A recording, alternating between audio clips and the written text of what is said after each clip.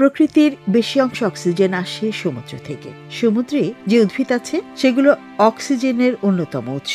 অর্থাৎ কথাটা ঘুরে ফিরে এটাই প্রমাণ করে যে গাছে অক্সিজেন দিয়ে থাকে। সমুদ্রে গাছ না থাকলে কিসের মাধ্যমে অক্সিজেন আসতো? সমুদ্রের পানি থেকে। সমুদ্রে বেশি অক্সিজেন উৎপন্ন করে এটা বলার কারণ হলো স্থলভাগের চাইতে জলভাগের পরিমাণ পৃথিবীতে বেশি, আর এর কারণে সমুদ্রে গাছের সংখ্যাও বেশি। সামুদ্রিক জীব যেমন সামুদ্রিক শৈবাল ও বিভিন্ন প্রজাতির ফাইটোপ্ল্যাঙ্কটন ফটোসিনথেসিস প্রসেসে কার্বন ডাই অক্সাইড গ্রহণ ও অক্সিজেন নির্গমন করে। এগুলো কাষ্ঠল উদ্ভিদ নয়, কিন্তু দিন শেষে অক্সিজেন উৎপাদন ও কার্বন ডাই অক্সাইড গ্রহণের ক্রেডিট এই প্ল্যান্ট কিংডমের হাতেই। স্থলের তুলনায় পানিতে সালোক সংশ্লেষণের হার বেশি, সেই হিসেবে পানিতেই তো অক্সিজেন বেশি উৎপন্ন হবে। আমরা এই ব্যাপারে আসলেই ভুল ছিলাম, কারণ পরিবেশে 50 থেকে 60% অক্সিজেন সমুদ্র থেকেই আসে, যার মধ্যে 20% অক্সিজেন সায়ানোব্যাকটেরিয়া বা নীলাভ সবুজ শৈলাব দিয়ে থাকে। তাছাড়া গাছ আমাদের দিনে সালোক সংশ্লেষণ করে তার অতিরিক্ত বেঁচে যাওয়া অক্সিজেন যেটা পরিবেশে ছাড়ে,